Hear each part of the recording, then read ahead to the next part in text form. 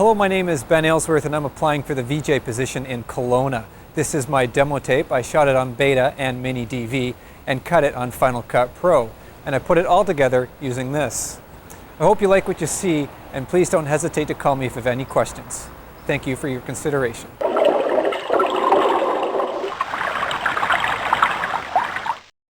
Touch that camera once more and I will try to keep their businesses in New York. Take it out.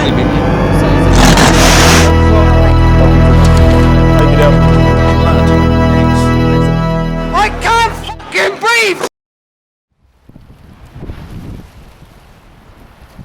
The first thing to do is deal with the loss and deal with the people who have lost family members and friends.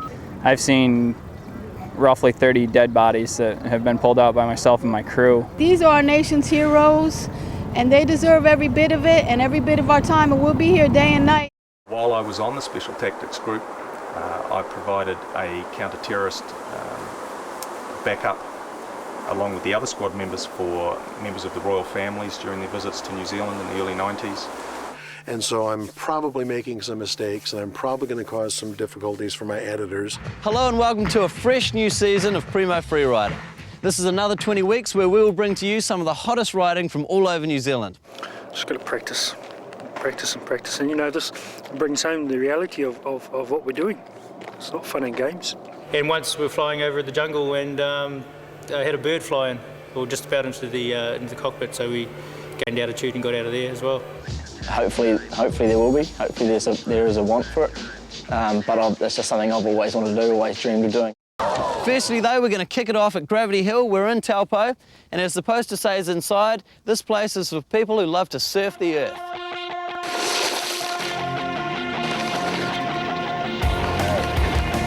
Now, you could be forgiven for thinking, what on earth are these hooligans up to? Charging around in the dirt on these mutant-looking skaters?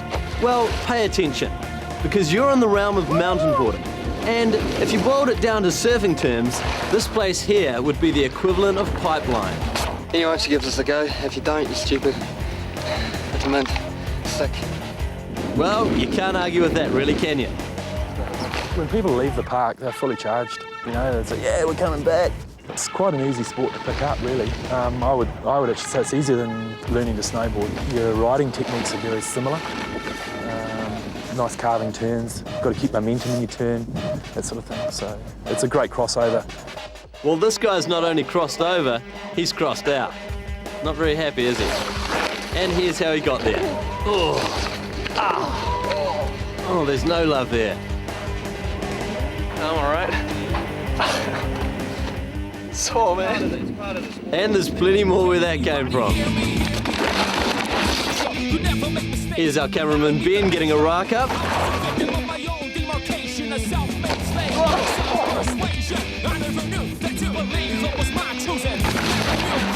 It's not a clean sport, is it? Well, it depends how hard you want to go. Abe, you're pretty clean, mate, so obviously you haven't done much riding today, but yeah, I mean, the thing is... I'm in there soon, mate, I'm in there. Good, no, that's good, thank you. Here's old Kelly Gooch. What a showman. Oh, yeah. There it is, yeah! It's the butt there. This is a bit of a cheeky shot, this one. And it's come right through there. Yeah, there, Abe, you don't want people to know about your back pass, mate, jeez. Roger, we've got a fight outside. Well, wouldn't you know it? It would seem as though there's an array of things to do here in Rotorua. And all hell breaks loose. Here it goes. It's off, it's off. Hey, leave it. Both of you, stay there. Leave it. Leave it, bro, leave it. Adam. Hey, just trying to break it up, mate. Oh, yeah, look like it. Well, g'day. We're here in K Road, right in the heaving thick mass that is Auckland City.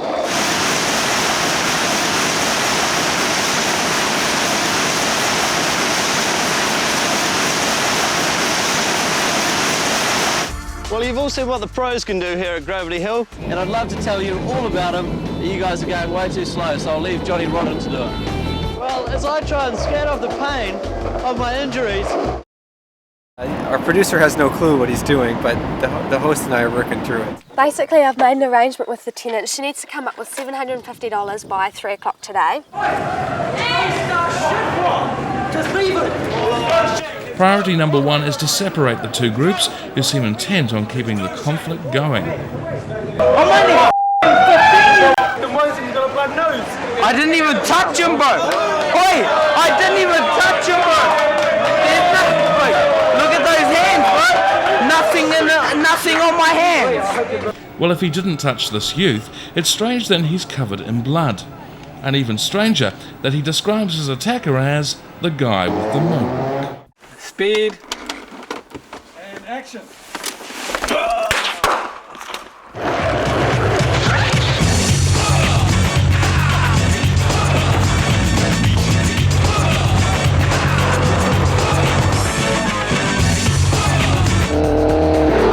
Using every transition to their advantage, whether it was popping off the top or surfing around the bowls, these guys were having a ball. Well, that's a nice trick. And not to mention all the transfers they hunted out while we were there too.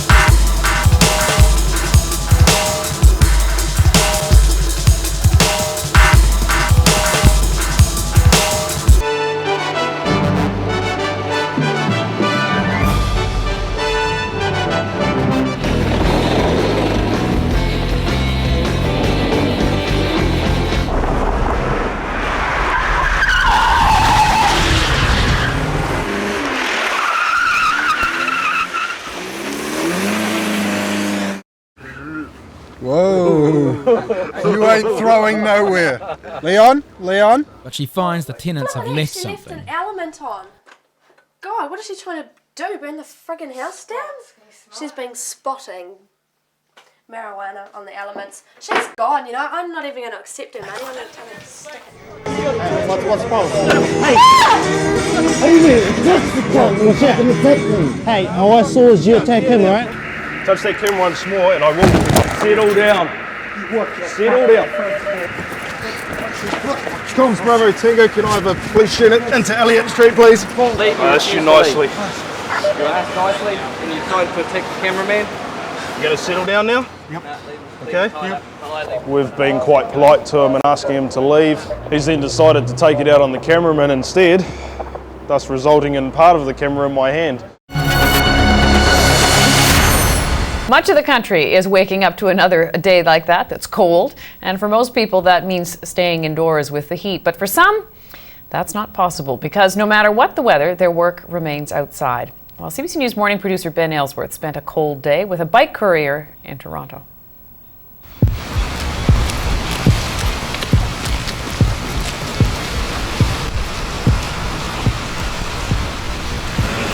My name is Kirsten Iverson. I work for CNC Courier, and I'm a bike courier. You know, you really got to do it to answer the question of why it's the best job.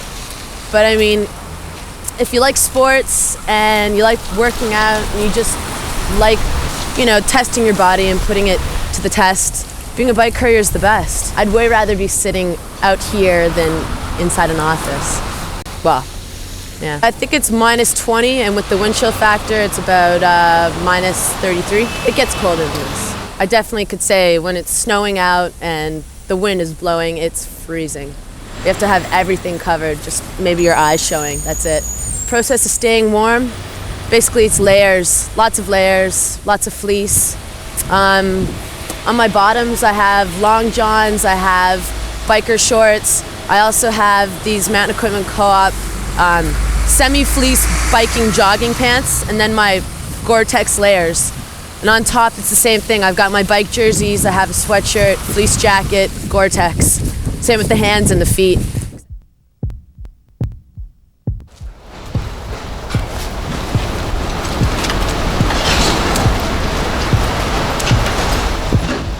Can't really say I get scared during my job because it's what I'm used to. I mean, if I was scared, I wouldn't be doing this job.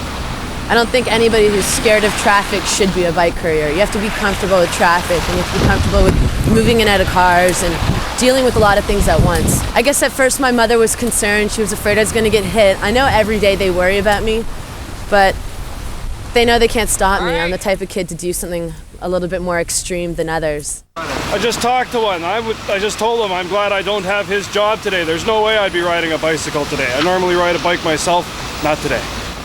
There is not enough money in the world. I would never do it. They have all my admiration. People think I'm crazy? Yeah, of course people think I'm crazy. Whenever I tell them I do this job in the winter, they look at me like I'm nuts. But, I mean, normally I'll make a comparison between skiing and snowboarding, and I'm like, it's the same thing. You're outside all day long snowboarding and skiing, so what's the difference if you're biking all day long in the snow? Yeah, the 121 Rich went to Sing, 10-4. What day? 10-4. Well, one of the dangers when you're exercising in these types of extremes is becoming dehydrated. So if they become dehydrated, their circulation is less. They're more prone to frostbite from that.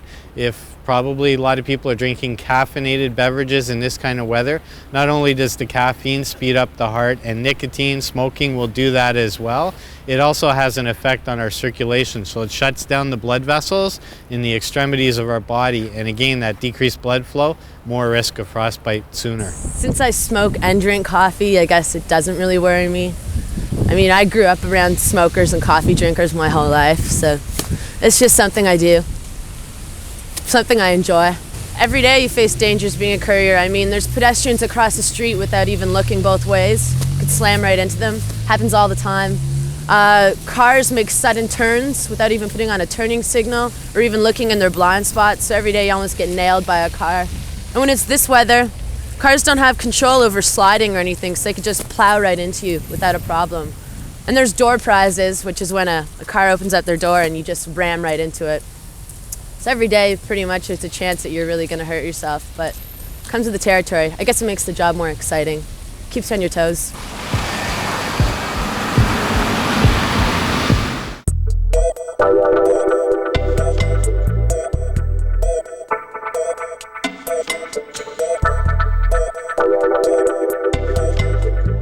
The Toronto International Auto Show. It's a coming out party for automakers showing off their new vehicles.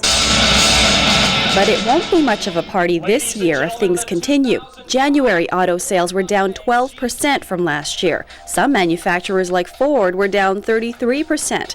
But not everyone was a loser in January. Toyota has been making further inroads in the auto world, so much so that it is now among the big three, effectively knocking Ford from the number 2 spot, a position it has held for more than 70 years. Now, Ford has to come up with new ways to compete. Well, the answer is product.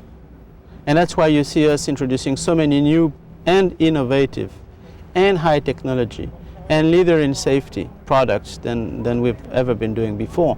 The consumers at the end of the day drive products. They don't drive advertising or they don't drive discounts. So the company that brings the right products in the end wins. Innovation is good, but profits are even better. In fact, it is profits that help propel Toyota to the upper ranks of the auto industry. Frankly, it's dangerous to a car company to grow too fast because you take your eye off those fundamentals of the business. And the moment that you start thinking that it's about beating some other car company, you've again lost sight of what of your core business strategy, which is build the right product for the right customer and build your business car by car.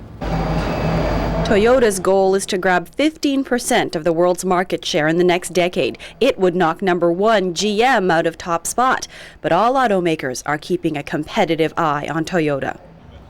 With the new products that you see here at the show, obviously this is a big year for us, 9 new products in 2004. About 2/3 of that volume in North America is built here in Canada, so the success through the continent of these new vehicles is very important for Chrysler globally and certainly in Chrysler Canada. The auto show may be revved up eye candy, but there is an important message companies are hoping to drive home. Buy vehicles. The big three are competing over 0% financing. Good for consumers, bad for profits. Today's highly incentive automotive market is the result of events over the last several years. Rather than potentially taking a reduction in terms of basic automotive demand as the economy might have softened or things like that, the auto industry, including General Motors, we decided to keep demand strong. So we decided to bring out new cars, new trucks, but also to provide very attractive financing, things like that, to entice people to come in, check out our new product, and potentially purchase or lease, etc. While the Canadian Auto Show is about the big business of automakers, for the average person, it's also about the love affair with the automobile.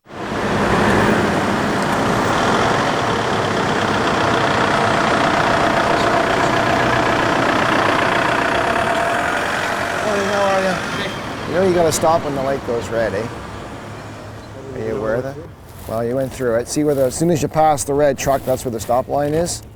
Okay. You have any identification on you at all? You're not gonna give me a ticket. It's very simple. Red lights, you stop. Stop signs, you stop. You're supposed to be riding on the right side of the road, and you are not supposed to be riding your bicycle the wrong way in a one-way street. I'll be quite honest, I don't always stop at a stop sign, but I always make sure I pass through an intersection safely. It makes me very nervous. When I'm a driver, it makes me feel nervous that I'm going to bump into them and I'm going to hit them. A lot of cyclists think that they own the road and that they don't want to understand the fact that they too are a vehicle and they have to share the road with the cars and the pedestrians. Morning, how are you? As a cyclist, you develop a technique where you say the rules are against me. It's a kind of notion where you say, if I just follow the rules, I never get anywhere. So I have to adopt a kind of road warrior attitude. I think that cyclists should get more familiar with the rules of the road.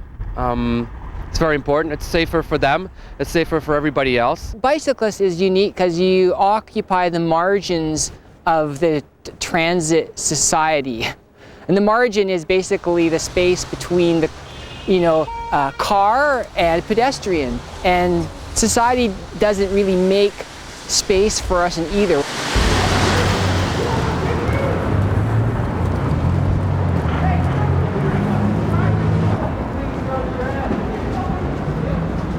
I think we all have to share it. No one person or pedestrian vehicle or cyclist owns it. We all have to respect each other. We all have places to go and try to get there as quickly as we can. I think we just have to respect what the rules are and who has the right of way. One day in the office, we learned that one of our colleagues is an extreme kayaker. Ben Aylesworth spends the occasional weekend traveling to the fastest rivers he can find to engage in a sport that requires both skill and experience. And oh yeah, absolutely no fear of death. Now, this is not the kind of thing you usually get to see on TV. So we asked Ben to take a camera on one of his excursions. Here's his account of a trip that even he thought was scary.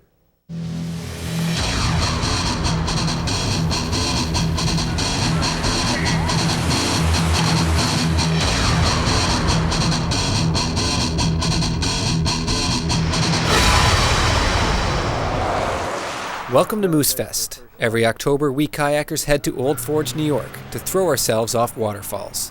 It's dangerous, it's scary, but it's a heck of a lot of fun. That's quite the rug you got on the front. You just zip up. It's freezing out here, man.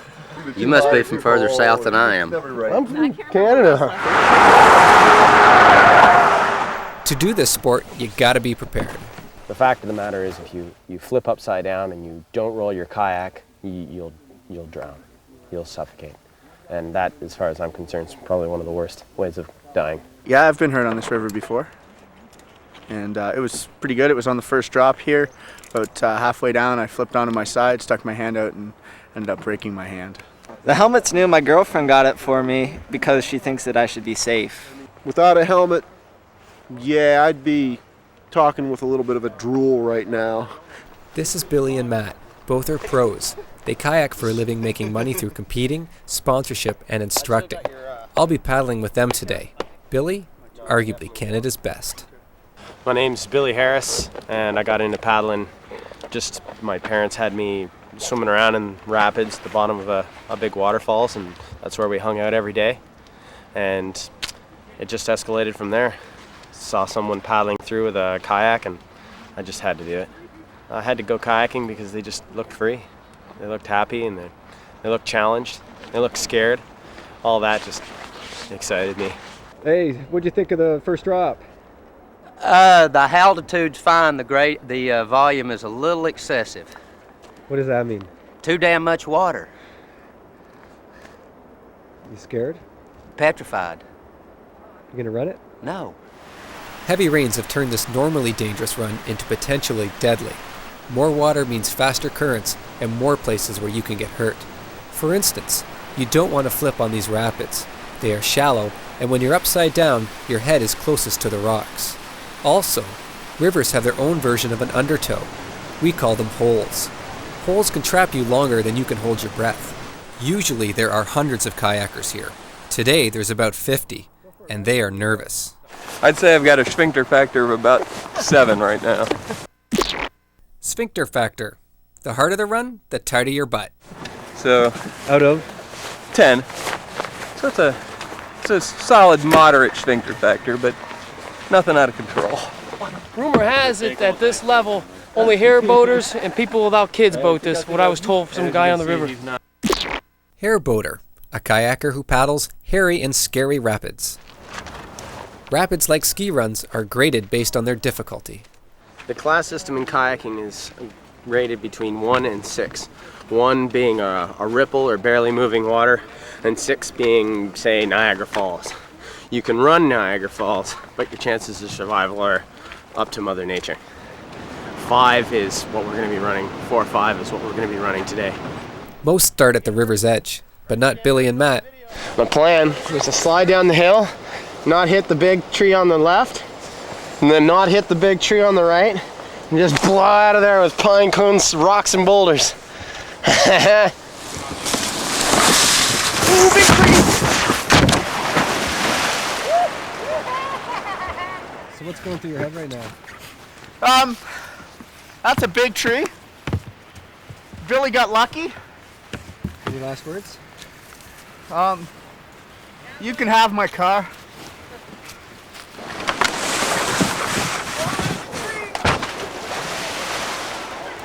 Welcome to Fowlersville Falls. It's the first rapid on the Moose River here in New York State. What we have is a 45-foot slide into a big munchy hole. Munchy Hole, a violent river undertow. You do not want to swim here. The water's cold, the air is cold, and you can drown. That being said, I'm next.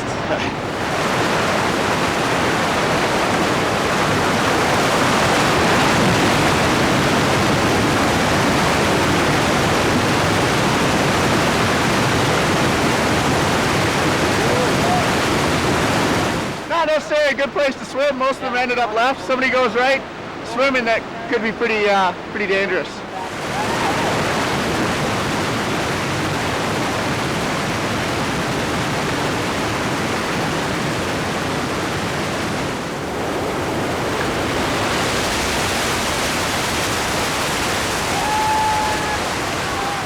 How many more of these do we got to go? I think it's 5. 5 more rapids to go. 1 down. How was it? Rough. It was the bottom is rough. Yes. You get swirled around down there. Good impact. I definitely got some styling going on in the hair under there. I can feel it all twisted up. Yeah. I just got a big nasal enema. Remember what Matt said earlier. Somebody goes right. Swimming, that could be pretty dangerous.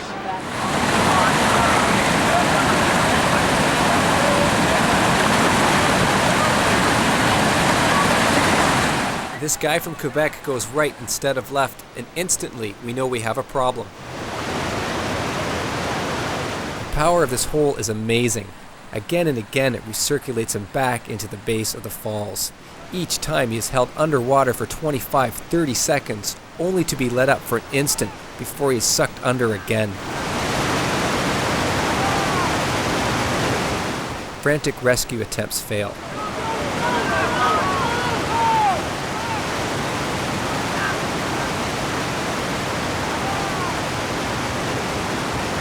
Minutes pass. I think to myself, if this were me, I'd be dead by now.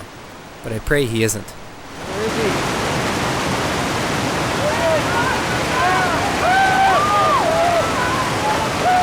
Finally, he breaks loose. Billy is the first one on the scene. The Quebecer is quickly taken to the far shore to assess his condition. On this side of the river, the incident has had its impact. It was just incredible. I mean, he was just recirculating around for about 5 minutes. That's about the longest I've ever seen someone get recirculated like that. It was an awful hole. Look at the towback on that hole. I mean, it's got to be 25 to 30 feet. I mean, that is a hole from hell. He's alive, but I don't know how. Incredible, actually. I'm baffled how he survived. One rapid down, the rest of the river awaits.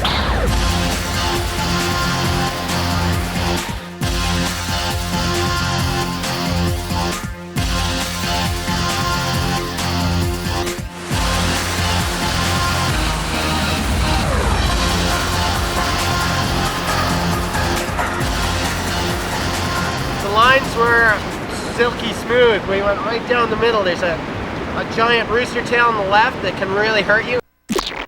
Rooster tail. When deflected water forms an S-shaped current. Actually, they just took another person out in an ambulance. It's been a rough day today. The day isn't over yet. We've still got 2 more rapids to go, and they're the biggest.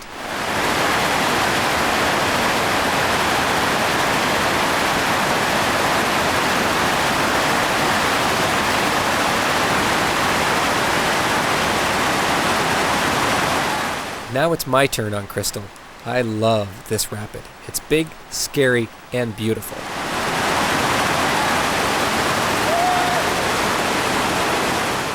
This is Magilla Falls, the last rapid here on the Moose. It's a pretty cool rapid. There's a left and a right line. Most people go right. It's nice, easy boof. Boof. The sound your kayak makes when it lands flat. Left is a little sketchy. I think Billy's going to do it today.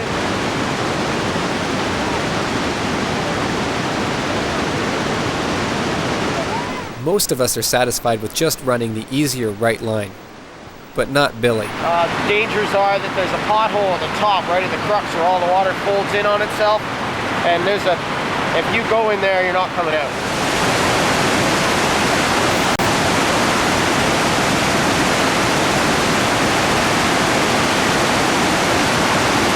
It doesn't get much better than that. That was pretty sweet. That was pretty awesome. That was nice. Fucking crazy.